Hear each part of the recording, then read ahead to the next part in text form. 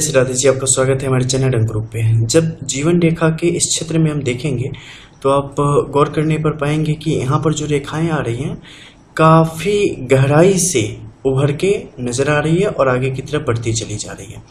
और जहाँ जहाँ भी ये गई है, जिस तरीके से बढ़ी है, एक निश्चित आकार और स्वभाव के साथ आगे की तरफ बढ़ी है और इसमें गहराई अत्यधिक है। एक गहराई बहुत सुंदर है, बहुत अच्छा है, क्योंकि रेखा जितनी महीन, जितनी लालिमा लिए हुए और जितनी गहरी और बिल्कुल स्पष्ट हो, ये उतना ही ज़्यादा बेहतर फल आपके जीवन में लेके आने का कार्य करती है। जब आप शुरुआत में यहाँ से देखेंगे तो पाएंगे कि महीन महीन रेखाओं के साथ संयोग करते हुए, जैसा कि सामान्य तौर पे हमेशा हर एक हथेली में आप देखेंगे, उस परिस्थिति में ये आगे की तरफ बढ़ती चली जा रही है। लेकिन साथ में ही इसकी एक शाखा आगे की तरफ बढ़ गई है और इसने क्या किया है कि आपके गुरु के इस पर्वत क्षेत्र को छूने का कार्य किया है और उस पर एक नई आकृति उभारने का कार्य किया है। और जब ये आगे के क्षेत्र में बढ़ी है तो मस्तिष्क रेखा बिल्कुल स्पष्ट तौर पे इसका साथ छोड़ते हुए आगे की तरफ बढ़ के और पूर्ण रूप से स्वतंत्र रूप से एक शाखा का इसने निर्माण यहाँ पर किया है। लेकिन जब ये स्वतंत्र अवस्था की तरफ जा रही थी उस समय एक यव रेखा की स्थिति बन गई, क्योंकि दो रेखाओं के संयोग से एक पूर्ण रेखा का निर्माण हुआ है। जब भी दो रेखाओं के संयोग से एक पूर्ण रेखा का निर्माण हो तो जहाँ से शुरुआत हुई है उस जगह की गहरी विवेचना अनिवार्य हो जाती है, क्योंकि यहाँ पर किस तरीके का सिंबल है उसके आधार पे जो भी लकीर होगी उसका भविष्य निर्भर करता है, उसकी शक्ति, उसका बल निर्भर करता है। तो जब भी यव रेखा हो जाएगी, यानी बीच का एक गैप हो जाएगी, गोलक के जैसे, गेहूं के दाने की जैसी स्थिति, तो वो स्थिति असमंजस में डालने वाली होती है। वो चीज़ों को थोड़ा विकट परिस्थितियों को दर्शाने का कार्य करती है। व्यक्ति के जो बल है, जो रेखाओं का बल है, उसे कमजोर करने का कार्य करती है। लेकिन यहाँ पर अगर आप गौर कर पा रहे हैं तो यहाँ पर देखेंगे कि जो परिस्थितियाँ बनी हैं और खासकर इस क्षेत्र में जब ये इस प्रकृति से बनती है तो ये सीधे तौर पे व्यक्ति के अंदर एक उसके अंदर गुणों का विकास करती है और व्यक्ति के अंदर एक जो स्वभाव होता है ना, स्वभाव में तब्दीली करने का कार्य करती है। और जब भी ऐसी परिस्थिति आएगी व्यक्ति अंतर्मुखी हो जाता है, व्यक्ति अपनी चीज़ों को खुद अलग नज़रिए से देखता है, उन चीज़ों की खुद विवेचना करता है, उन चीज़ों को लेकर खुद आत्ममंथन करता है और उसके बाद उन चीज़ों के अनुसार अपने जीवन को आगे की तरफ बढ़ाने का कार्य करता है। इसमें दूसरे व्यक्तियों को लाना और किसी और के साथ अपने निजी विषयों पर चर्चा करना ऐसे जातक को नहीं भाता है और इन चीज़ों से ऐसे जातक हमेशा दूर रहते हैं। तो ये प्रकृति जातक के शुरुआती दिनों से ही होती है और उनका जीवन जो जो आगे की तरफ बढ़ता है, जो जो मैच्योरिटी बढ़ती जाती है, अनुभव बढ़ता जाता है, दुनियादारी की समझ आती चली जाती है, ये चीज़ें और भी ज़्यादा प्रगाढ़ होती चली जाती हैं। जब इस क्षेत्र में आप नीचे की तरफ देखेंगे तो पाएंगे कि जो यहाँ पर रेखाएं आई हैं, सर्वप्रथम रेखा ने मंगल रेखा के रूप में अपनी उपस्थिति यहाँ पर दर्ज कराई है। मंगल रेखा, और वो भी बिल्कुल टूटी हुई नहीं। जब भी किसी व्यक्ति की मंगल रेखा स्पष्ट तौर पर आगे की तरफ बढ़ती है, व्यक्ति के अंदर अत्यंत साहस और बल का विकास करती है। किसी भी मुश्किल परिस्थिति से लड़ने के लिए अदम्य साहस आपके अंदर ये भरने का कार्य करती है। ऐसा जातक चाहे जीवन किसी भी परिस्थिति में चला जाए, वहाँ से संघर्ष करके जीवन को फिर से बेहतर स्थिति में ले आने में इनकी महारत हासिल होती है और ले आ पाने में ये हमेशा सफल होते चले जाते हैं। जब नीचे के क्षेत्रों में मंगल के इस पर्वत क्षेत्र पर आप देखेंगे तो पाएंगे कि यहाँ पर जो रेखाओं की स्थिति है स्पष्ट तौर से त्रिमुखी अवस्था में आगे की तरफ बढ़ी है। जब भी त्रिमुखी अवस्था में आगे की तरफ बढ़ी है और प्रथम मंगल की जो स्पष्ट रेखा है उसे सपोर्ट कर रही है, तो ऐसे जातक को भला कौन हराएगा? ऐसे जातक जीवन की मुश्किल परिस्थितियों से लड़कर आखिर विजय प्राप्त कैसे नहीं करेंगे? ये तो निश्चित है ना। जैसे सूर्य का पूरब से उगना निश्चित है, वैसे ही इन लोगों के लिए परिस्थिति निश्चित है। और जब देखेंगे यहाँ पे ग्राउंड का, ठीक है, तो मिट्टी भी वैसी ही है ना, यानी कि ग्राउंड का बेस भी वैसा ही है ना। मिट्टी अच्छी है तो फूल खिलेगा ही ना। तो बिल्कुल वैसी ही परिस्थितियों का निर्माण यहाँ पे करने का कार्य किया है, जिसके कारण व्यक्ति मृदभाषी होगा, व्यक्ति साहसी होगा और व्यक्ति अपने जीवन में कभी भी पीछे हटने वाला नहीं होगा। जो बोलेगा उस पे अड़ा रहने वाला होगा, जवान का पक्का होगा, अपने कार्यों का पक्का होगा, कर्तव्य निष्ठा जातक में काफ़ी बेहतर होगी और जो भी काम करेगा उसमें अपना 100% देने की स्थिति में रहेगा। नीचे के क्षेत्र में आप आएंगे तो यहाँ पर पाएंगे कि रेखाओं की जो परिस्थितियां बेहतर रूप से आगे की तरफ बढ़ रही है। हालांकि चूंकि शुक्र के साथ इसका लगाव है तो इसमें क्या हो जाता है, पारिवारिक तौर पे आपके जीवन में जो चीज़ें चलती होती है, घटनाक्रम चलता है, उसे प्रदर्शित करने का एक कार्य करता है। कई दफ़े होता है ना, आपने सुना होगा कि कुछ लोग ऐसे होते हैं, सुनते हैं सबकी, करते हैं अपने मन की। तो परिस्थितियों के अनुसार ऐसे लोगों की प्रकृति अलग अलग होती है, लेकिन कई दफे ये चीजें बहुत ही बेहतर होती है, क्योंकि अगर आपके आसपास संबंध बुद्धि हो तो निश्चित तौर पे वहां पे आपको अपने मन की करनी ही चाहिए, और ये आवश्यक भी हो जाता है, क्योंकि दूरगामी परिणाम अंतोगतवा सब लास्ट में क्या होता है, अधिकतर आपके आसपास ऐसे लोग मिल जाएंगे, शुरू में बढ़ाएंगे चढ़ाएंगे, बाद में कुछ गड़बड़ होगा तो हमने कहाँ कहा था, अब तो खुद से गए थे। ठीक है, तो ऐसी परिस्थिति में खुद पर ही विश्वास भरोसा करते हुए आगे बढ़ना और कड़े फैसले लेना, कड़े निर्णय लेने में कहीं भी पीछे नहीं हटना हमेशा व्यक्ति के लिए हितकर होता है। और जब भी ऐसी परिस्थिति आएगी, ऐसा व्यक्ति कड़े फैसले लेने में काफी आगे होता है और मानसिक तौर पे काफी मजबूत होता है। इसके अलावा जब इस नीचे के क्षेत्र में आप देखेंगे तो महीन महीन क्रॉस की स्थिति मंगल और जीवन रेखा के मध्य में बनी है। ये फिर से जातक के अंदर साहस का संचार करती हैं और जीवन के शुरुआती दौर में जो जो मुश्किलें आई हैं, जो जो परिस्थितियां आती हैं, उन सबसे जूझते हुए आगे बढ़ने की क्षमता जातक के अंदर प्रदान करती है। नीचे के क्षेत्र में आप देखेंगे तो यहाँ पर जो मंगल की रेखा है उसके साथ त्रिभुज का संयोग बन रहा है। त्रिभुज का संयोग बन रहा है यानी कि जो ये रेखा है इसे बल प्रदान करने का कार्य कर रहा है, यानी कि व्यक्ति की अति सक्रियता, अति साहसिक प्रवृत्ति, चीजों को देखने का नजरिया और हमेशा किसी की सेवा के लिए और समर्पित रहने की जो व्यक्ति के अंदर क्षमता है, इसके कारण जातक समय समय पर पुरस्कार के और प्रशस्ति के अधिकारी होंगे। इस समय जातक के फेवर में रहने वाले लोगों की संख्या बढ़ती चली जाएगी समय समय पर, जो भी अच्छे इंसान होंगे उसके अकॉर्डिंग। इसके बाद नीचे के क्षेत्रों में आएंगे तो देखेंगे मंगल की जो परिस्थितियां हैं ये काफी बढ़ती चली गई है और विभिन्न प्रकार के छड़े छोड़ती हुई आगे की तरफ बढ़ी है, और इनका ये जो भी छड़ा इस तरफ बढ़ रहा है वो शुक्र के क्षेत्र में अतिक्रमण कर रहा है। शुक्र के क्षेत्र में अतिक्रमण से क्या मतलब है, यानी कि जातक जिस कार्य क्षेत्र में रहेंगे उसमें अपने साहस, बल और बेहतर निर्णयों के कारण अपनी आर्थिक दशा को भी सुधारते जाने का कार्य करेंगे और बेहतर रूप से सुधारेंगे।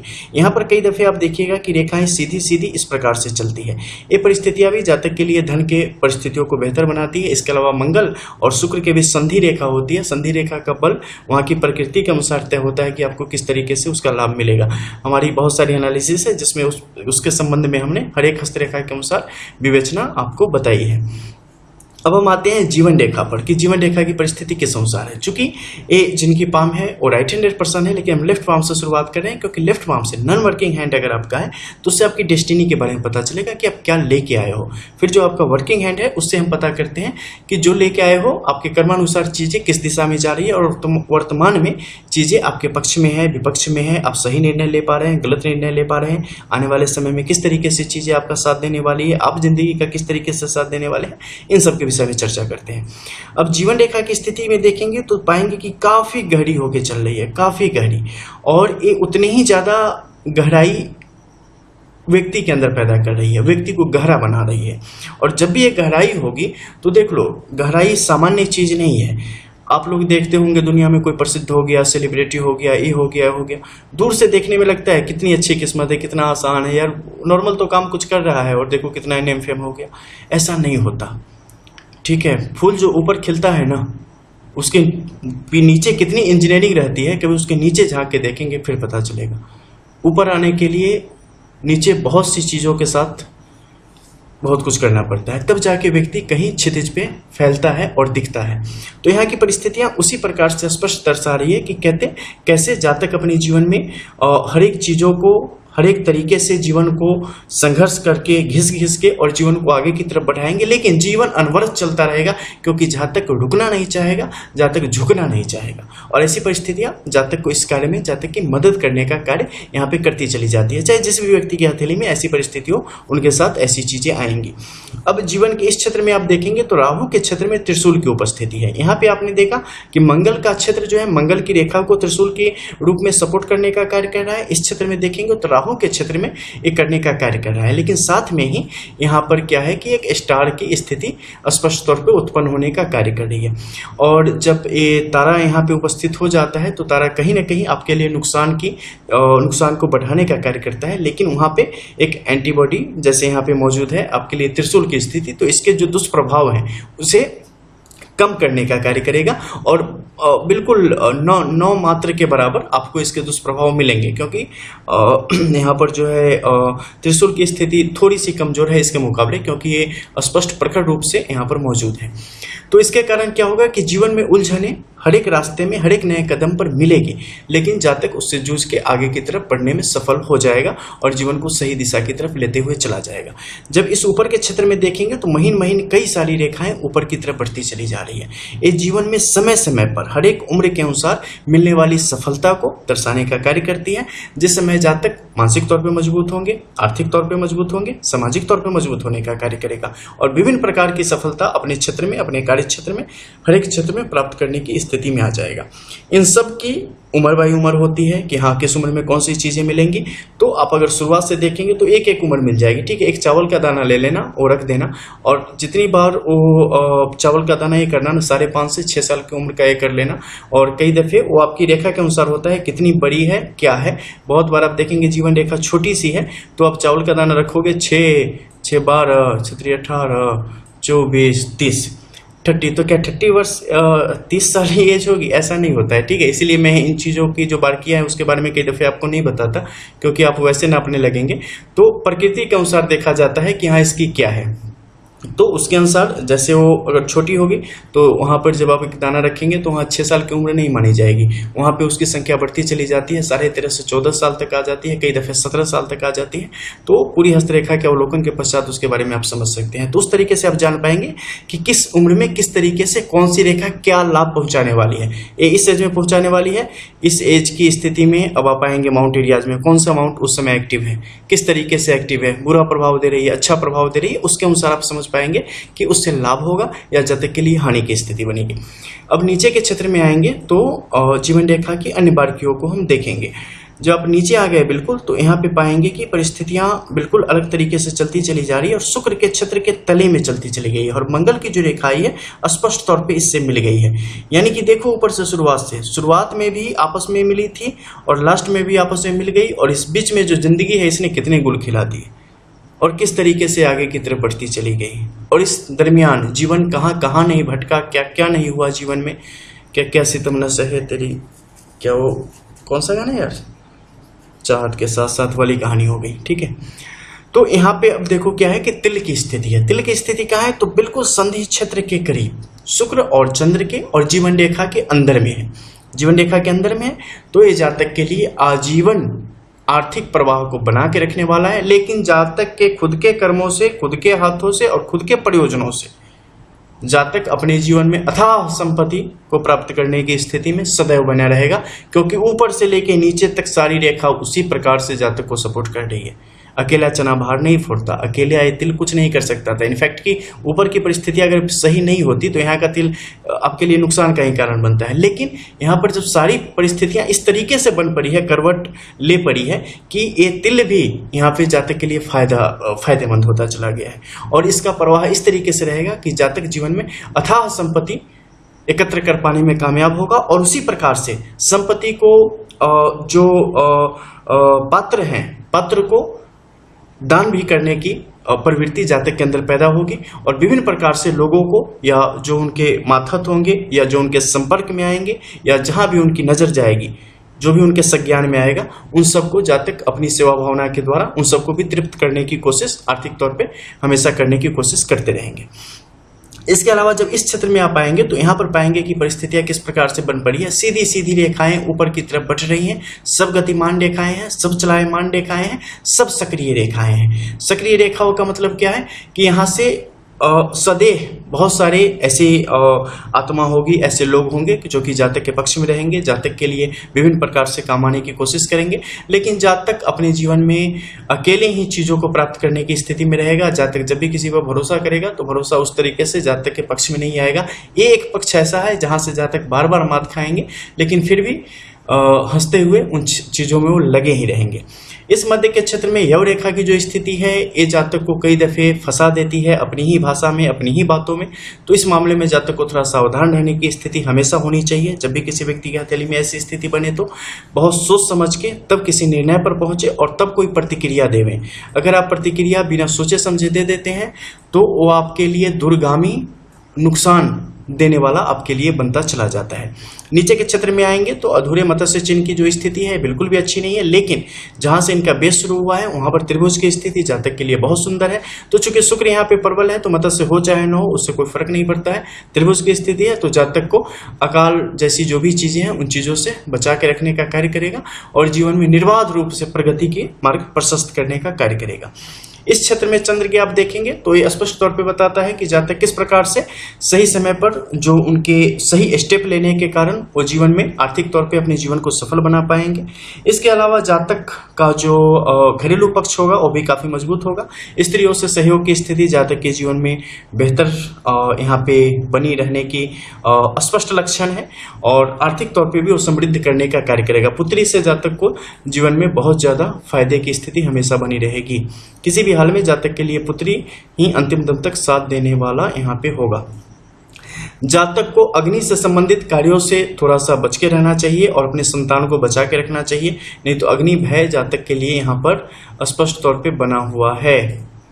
ठीक है, अब ऊपर के क्षेत्रों में जाएंगे तो आप पाएंगे कि यहाँ पर अन्य कैसी प्रकृति है। तो ये जो त्रिभुज की स्थिति बनी है ना, ये बनी कहाँ है इसे देखना गौर करना आपके लिए आवश्यक हो जाता है।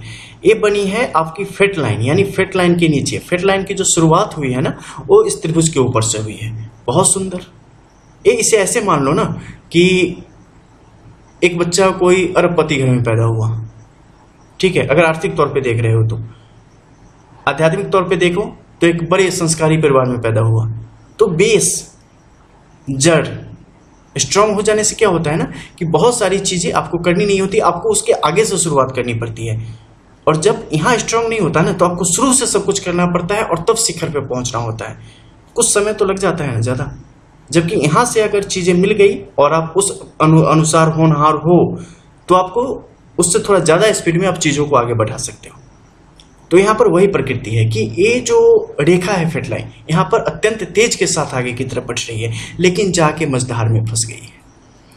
और ये मझधार जातक के जीवन को पूर्ण तरीके से बदल देने का कार्य करता है।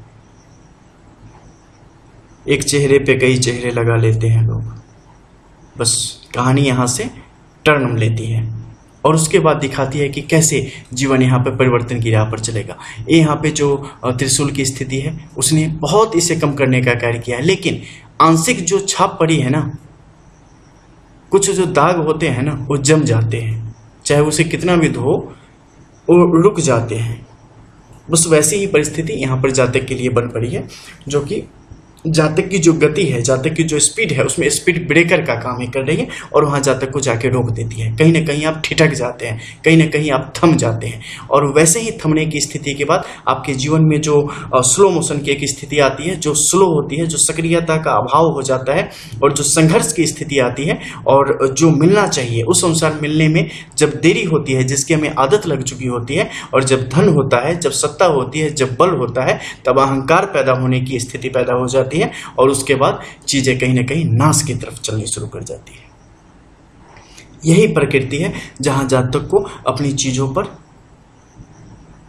कहीं ना कहीं प्रतिबंध लगाना शुरू कर देना चाहिए, अपने मन मस्तिष्क पर अंकुश लगाना शुरू कर देना चाहिए, अपनी इंद्रियों पर अपना अधिकार तेज कर देना चाहिए, जिसे हमने खुला छोड़ रखा है। आसान नहीं है, कभी तो शुरुआत करनी है ना, क्योंकि अंतोगत्वा जब मृत्यु सैया पर होगे उस समय ये सब चीजें काम नहीं आनी, उस समय संतुष्टि ही काम आने वाली है और कुछ नहीं।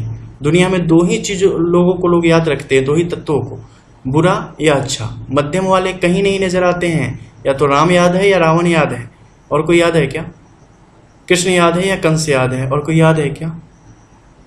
यही होता है। भगवान भी कुख्यात को ही मिलते हैं, सबसे खराब को ही नजर आते हैं, और सबसे खराब भी भगवान को ही नजर आता है। ठीक है, तो इन चीजों पर थोड़ा सा गौर करने की आवश्यकता है आम जनमानस को। इसके अलावा देखो यहाँ पर प्रकृति क्या बन पड़ी है।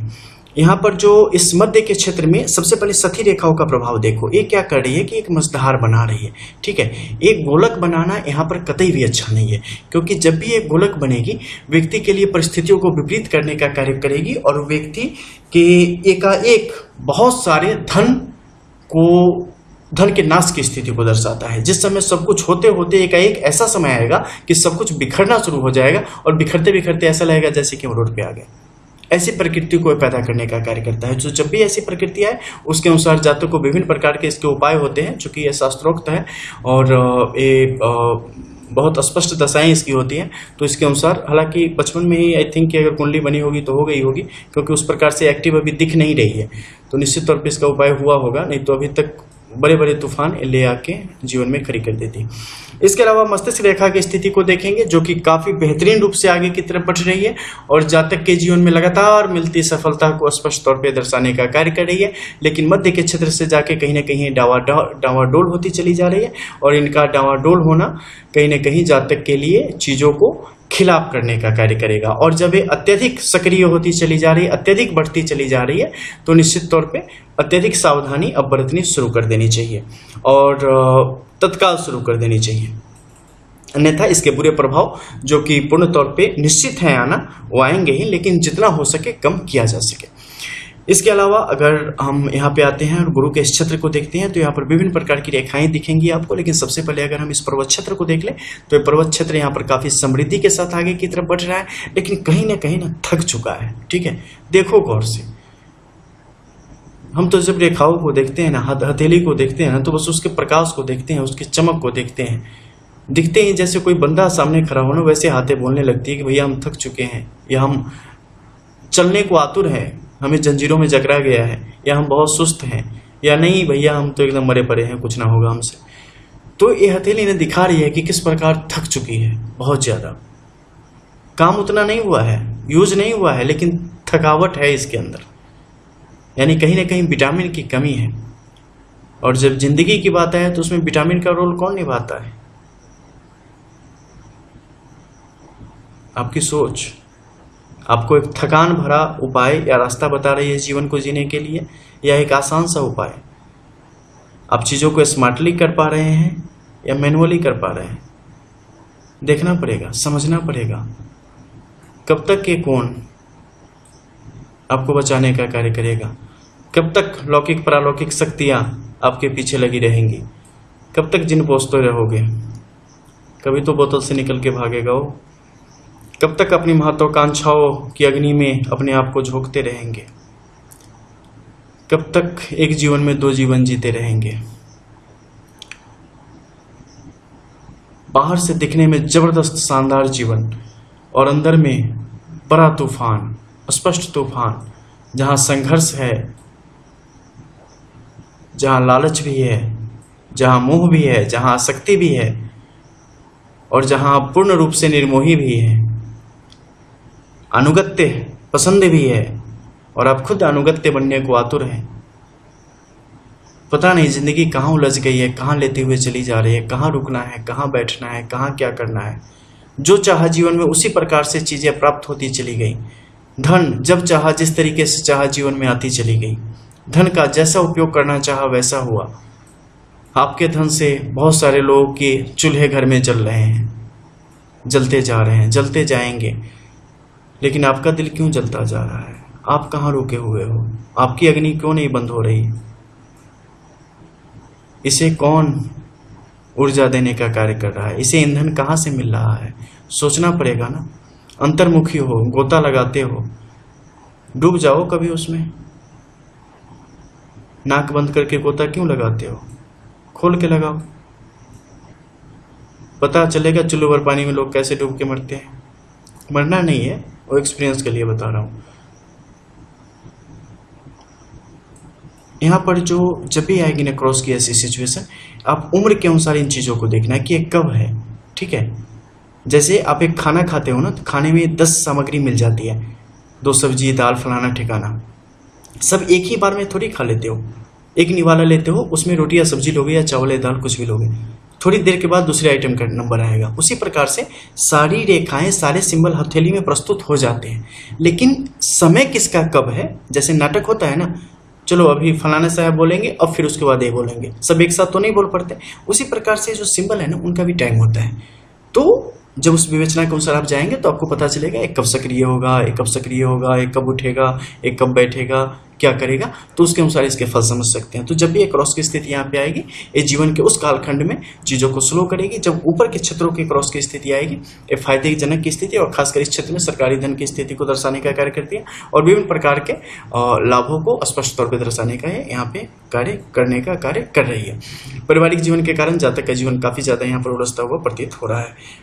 प्रतीत क्या हो रहा है? उलझा हुआ है। इसके अलावा सूर्य के क्षेत्र को देखेंगे। सूर्य का क्षेत्र बहुत ही बेहतर है, बहुत ही तीव्र है, बहुत ही सुंदर है। जातक ने जो चाहा, जिस खास एज में उन चीजों को प्राप्त नहीं कर सका, लेकिन उससे ज्यादा प्राप्त करने की स्थिति स्पष्ट तौर पर बनी हुई है और चीजें मिल रही हैं। लेकिन कई बार हो जाता है ना, धन कितना भी कमा लो, कोई कितना भी कुछ मिल जाए, लेकिन पहली जो कुछ कुछ चीजें होती है ना, उसका असर कभी नहीं जाता, उसकी याद कभी नहीं जाती। वही चीजें यहाँ पे बन रही है। कला, शौक, किताबें लिखना, पुस्तकें लिखना, कविताएं लिखना, पाठ करना, करें ना ये सब चीज़। अच्छा तो है, लिखा तो है किस्मत में, करें। पत्थरों की मूर्ति बना सकते हैं खाली बैठे समय में, पसंद है, करना चाहिए। एक बेहतर कलाकार आपके अंदर दम तोड़ रहा है, थोड़ा उभरने दे उसे ना, उसे भी जिंदगी जी लेने दे, क्या फर्क पड़ता है? कौन सी जिंदगी भर जीनी है? आज तुम हो, कल नहीं होगे, ठीक है। ऐसे ही चलती है दुनिया, तो रुकना नहीं चाहिए। मनोमंथ की रेखाओं की स्थिति यहाँ पे अच्छी है। अब चलते हैं दाहिनी हथेली में। दाहिनी हथेली का तो पूछो मत यार, हमने तो ऐसा करके रखा था, सुबह ही तो वीडियो डाली थी इससे रिलेटेड हमने, ठीक है, कि ये क्या है नहीं है, इस पर बहुत सारी बातें हमारी हुई थी। और कभी साथ बैठो तो बताऊं कि आपके अंदर दर्द क्या है।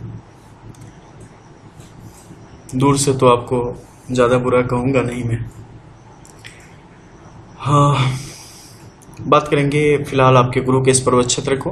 परमार्थ के कार्य जोरों शोरों से अभी समय है, जितना हो सके दान दक्षिणा पुण्य आत्मा वाले सारे कार्य कर बैठे। ये सब आपके लिए, जो आत्मा की जो अग्नि है जो जला रही है, तपिश को कम करने का कार्य करेगी और जीवन में कुछ शांति आएगी, ठंडक आएगी। और जब तक ठंडक नहीं आएगी तब तक चीज़ें समझ में नहीं आएंगी कि मेरे साथ क्या क्या बुरा हो चुका है, क्या क्या बीत चुका है और कौन कौन सी चीज़ें बुरी करने के रास्ते पे तैयार बैठी पड़ी है अपने नंबर के इंतजार में। क्योंकि शनि यहाँ पे सचेत कर रहा है आपको स्पष्ट तौर पे कि कैसे आपके जीवन पर बादल कुछ मंडरा रहे हैं बुरे। इसके अलावा सूर्य के इस क्षेत्र की देखिए तो यहाँ की परिस्थितियाँ भी जातक के लिए फ़िलहाल चलो ठीक है, यहाँ पे कोई इशू है नहीं। नेमफे में जैसी चीज़ें आएंगी, कई दफ़े देखो क्रेडिट लेना चाहिए, नहीं लेना बहुत बुरा है। हंस के टालते रहना और आंखों से गज़ल कहना कब तक करते रहोगे? कभी कभी जवान से भी गज़ल बोल दिया करो यार, बहुत अच्छा रहेगा। बुद्ध के इस क्षेत्र की अगर बात करें तो वैवाहिक जीवन के लिए तो ऑलरेडी मैंने बताया था कि वो काफ़ी बेहतर एक अच्छा अनुभव है, अच्छा खासा अनुभव है आपके लिए और जीवन प्रयत्न वैसे ही रहेगा। लेकिन परिस्थितियाँ तीसरे के कारण यहाँ पर बहुत ज़्यादा, ऐसा नहीं कि मैरिड लाइफ में कुछ सामान्य जीवन की कुछ जो चीज़ें हैं ना वो ऐसी हैं कि जीवन में तालमेल बिठाने में बहुत ज़्यादा परिस्थितियों को विपरीत करने का यहाँ पे कार्य करती है। लेकिन इतने स्मार्ट चीज़ों को इतने स्मार्टली हैंडल करते हैं, लेकिन कब तक कर पा रहे हैं? बार बार थक जा रहे हैं, वही चीज़ें तो परेशान कर रही है ना। इसके अलावा जो इससे संबंधित क्रॉस के जो योग थे हमारे पिछले जो वीडियो है उसमें आप इसी चैनल पे देख सकते हैं, इसके रिलेटेड हमने बताई है। जब भी आपकी जीवन रेखा यहाँ पे छोटी अवस्था में जब दोमुखी हो जाती है तो किस प्रकार से आपके जीवन को आगे बढ़ाने में आपके लिए सहायक सिद्ध होती है और आपके जीवन को बेहतर करने की दिशा में कार्य करती है। 20-25 मिनट से ज़्यादा होने पर मन उकताने लगते हैं श्री राधे, मतलब उबने लगता है। इसके बाद अगर नीचे के क्षेत्र में आए तो यहाँ पे जो भाग्य रेखा की स्थिति है इसकी अगर बात करें तो उसी प्रकार से आगे की तरफ चलती चली जा रही है और गई कहाँ है तो मतलब सीधे पहुँच गई है गुरु के पर्वत क्षेत्र पर। यानी कि मतलब किस्मत बना के ही आए हो। एक कहा जाता है ना कि दुनिया में 3 प्रकार से लोग आते हैं, कुछ सीख के ही आते हैं, कुछ यहाँ सीखते हैं और कुछ कभी नहीं सीखते हैं। तो आप सीख के ही आए हो जहाँ जिस लोग से आए हो और जाओगे तो बैकुंठ ही, क्योंकि अंतिम समय आपका बड़ा मज़ेदार है। संतुष्टि लेके जाओगे, समय है अभी। अब से जो आपका जीवन है ना आगे आने वाला, बस सीखने वाले हो। क्योंकि सारी चिंता, सारे संघर्ष, जीवन में इतना कुछ देखा है कि मैं क्या बताऊं। किताब लिख बैठो यार, वो भी अच्छा रहेगा। बाकी परिस्थितियाँ अच्छी है। आपके उत्तराधिकारी जो भी आपके पुत्र पौत्र जो भी होंगे वो सब आपकी उम्मीदों पर खरे उतर के चीज़ों को और भी ज़्यादा आगे ले जाने का कार्य करेंगे। आपने अरबों की संपत्ति खड़ी की हो, उससे भी ज़्यादा आगे लेके उससे बढ़ाने का कार्य करेंगे। चलो बाकी परिस्थिति अच्छी है। हाँ, औषधि का क्षेत्र आपके लिए हमेशा से बेहतर है, बहुत बेहतर है। उन चीज़ों को ऐसे ही आगे आप डेवलप करते रहें। कितनी छोटी शुरुआत थी, और ये इसलिए मैंने कहा था पिछले वीडियो में, एक हथेली नहीं है, एक पूरी जाति है, एक पूरी सदी है कि कोई जीरो से हीरो कैसे बनता है, कैसे कैसे चीज़ें उसके आसपास आती हैं। मिलते हैं फिर, तब तक के लिए जय श्री राधे।